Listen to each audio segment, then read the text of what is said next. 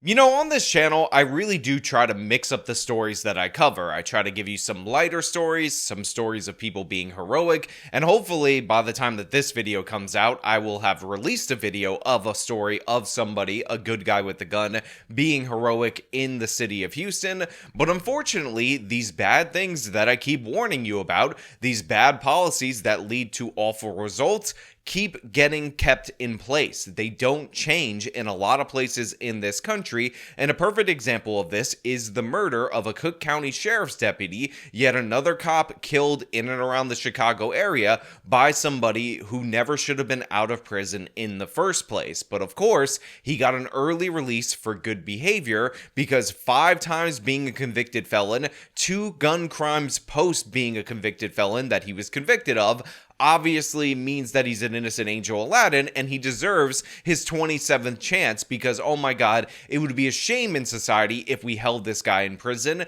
who would be out there on the streets to try to rob people and murder police officers. And that's what I want to talk about today. But before I get into that, I want to thank everybody who supports this channel via actualjusticewarrior.com/join. Give me the money. Give me the money. Okay?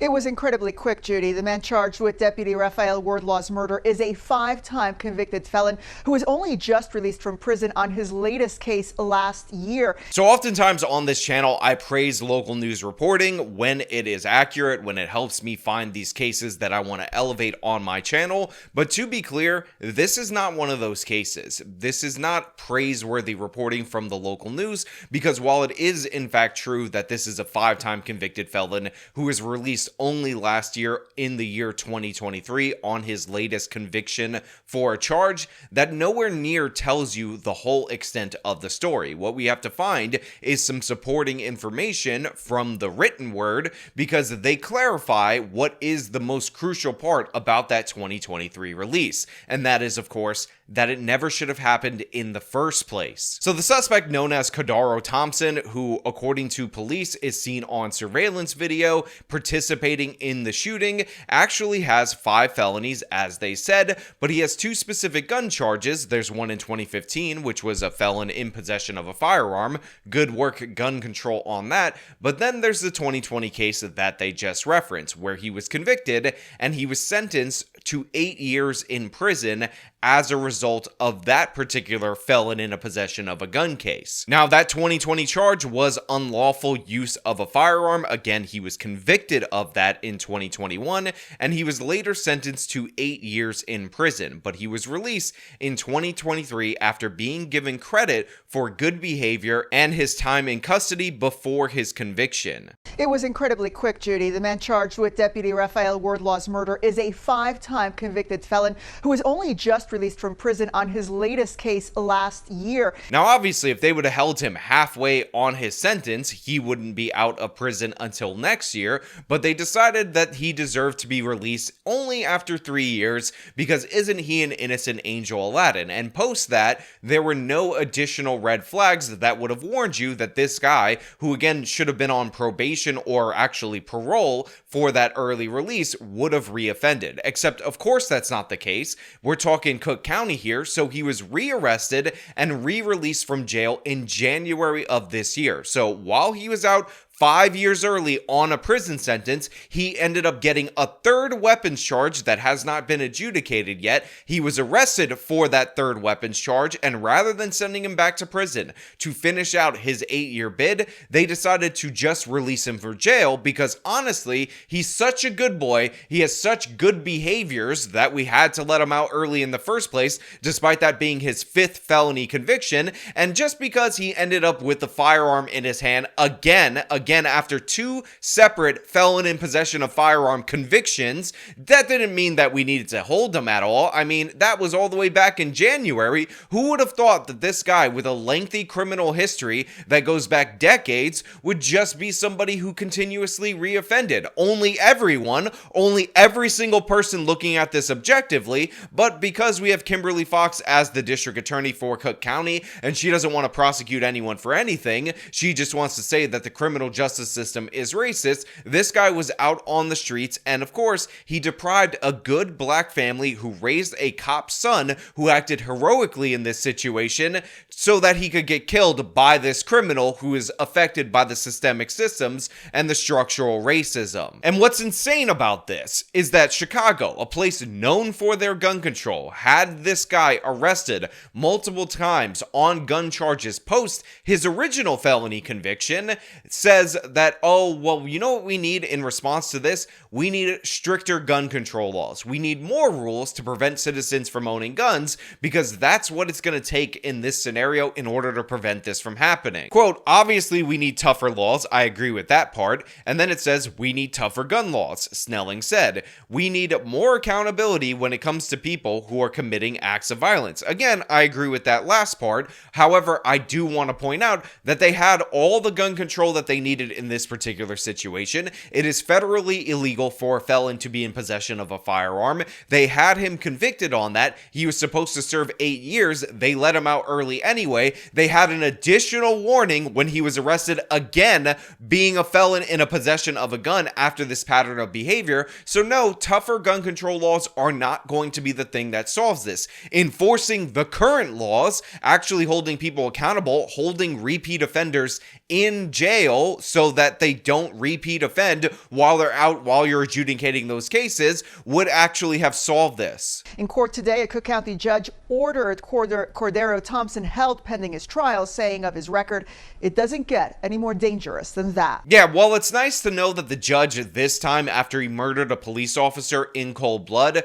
ordered him to be held pending trial because his record doesn't get more dangerous. I just want to point out that back in January, they could have done this when he was arrested on another weapons charge while he was out 5 years early on the conviction for the previous weapons charge. They could have said it doesn't get worse than this before that. It's the same record that everybody was looking at when they released him time and time again. 32-year-old Cordarrow Thompson was in handcuffs within 3 hours of taking Cook County Sheriff's Deputy Rafael Wordlaw's life this past Tuesday. Now look, 3 hours is pretty quick, but the credit for the capture of this individual actually goes to Cook County Sheriff's Deputy Rafael Wordlaw. His last act in trying to stop this person from committing yet another crime was that he fired a single shot that ended up hitting the suspect in the leg, who ended up having to go to the hospital, and that ended up resulting in his arrest. Now, unfortunately, he was greeted with a firearm that was modified to fire automatically with one of those switches, and it had a drum mag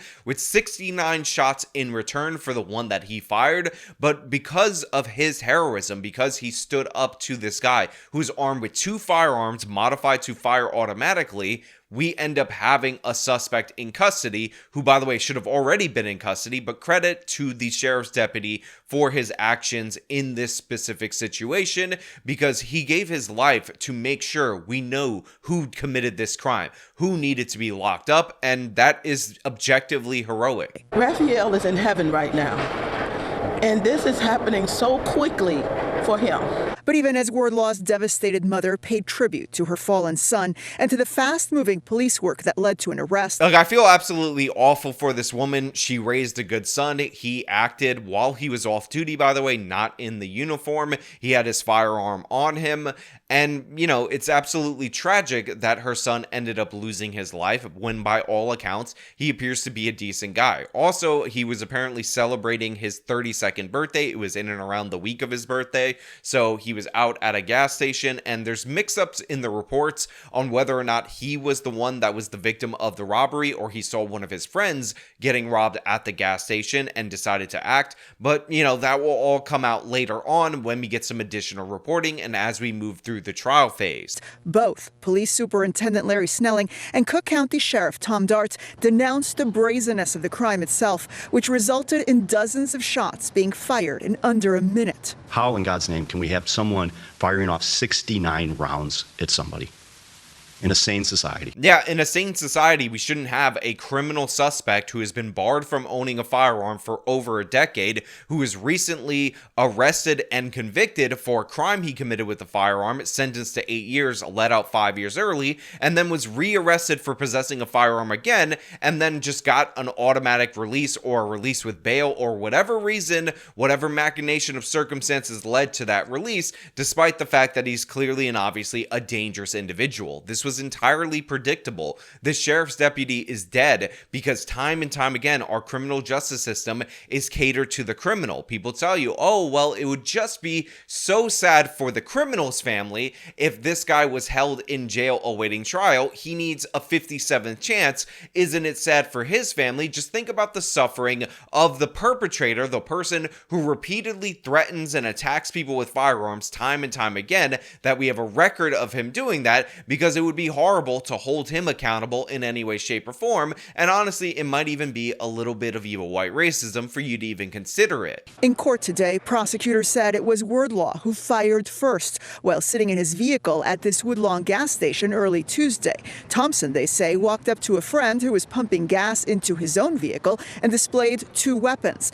Wordlaw got off only one round before Thompson allegedly fired back dozens of times. So in some of the written reports, it doesn't make it clear that he was protecting his friend in his vehicle that he witnessed getting robbed, and it implies that he is being robbed. But according to this local news report, which is pulling from the prosecutors, it appears that he did try to save another individual. He did try to intervene on their behalf. He was able to fire a shot, but unfortunately he was greeted with a volley of shots in return because this thug, this criminal, Cordarrow, whatever the hell his name is, Thompson, had no regard for human life. And again, that's the person that our system gave every chance. He didn't give this officer a chance at all. 69 shots, he emptied both magazines into this individual because he didn't care about his life. He has no value for human life, and it ended up costing a good man his life. He fought till the end. He was a hero.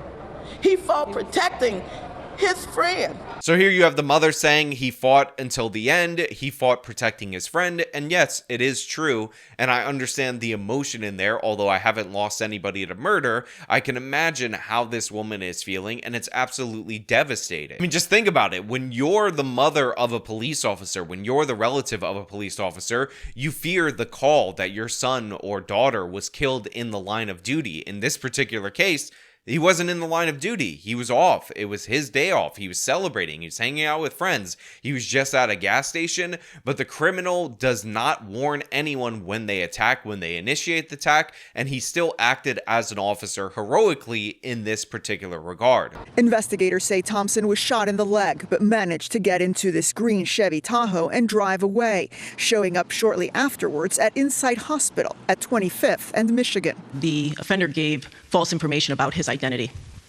Once officers arrived to conduct an interview, he did not want to speak with the officers, and he then left. Police say Thompson had a rideshare take him to 18th in Michigan, then hopped into a second one to Northwestern. Officers arrested him within minutes of his arrival at the hospital. Look, let's be real. This guy was done. If you have a cop-issued firearm, whether you're on duty or off duty, those bullets are made to be identifiable. So him not wanting to talk to the police and all the normal tricks that these gangbangers end up using to avoid accountability weren't going to work in this scenario. But he knew he was in trouble, so in terror, he took an Uber to a location and then another Uber to the other hospital in order to avoid suspicion, but he was eventually arrested at that second hospital. Now, investigators say that they have not recovered either Thompson's vehicle or his weapons, but they do say they have surveillance video as well as a gunshot residue test and a DNA test that matched blood recovered from the scene. Now look, while a lot of people might think this is an open and shut case because they use this surveillance video in order to find him, it needs to be made clear that according to the public defender, since they don't have the vehicle, the surveillance video is particularly grainy and they don't have other firearms, the ones that were used by the suspect in this case, it would not be an open and shut case if not for the bullet that was fired by the sheriff's deputy into his leg for two reasons. One, to match the bullet wound, and two, because the blood from that wound that was left at the scene that could tie his DNA to this particular particular situation. So again, they might not even have a conviction if this guy wasn't able to get off at least one shot in this moment, and that's really sad that this person, again, was this close to skating on this particular case once again, but that's the way Chicago works. That's the way Cook County works, and it's intentional. This is what the district attorney has wrought all over the city, and we're seeing the results right here. And yet again, another family of an innocent is completely ripped apart by circumstances that were entirely preventable, by a person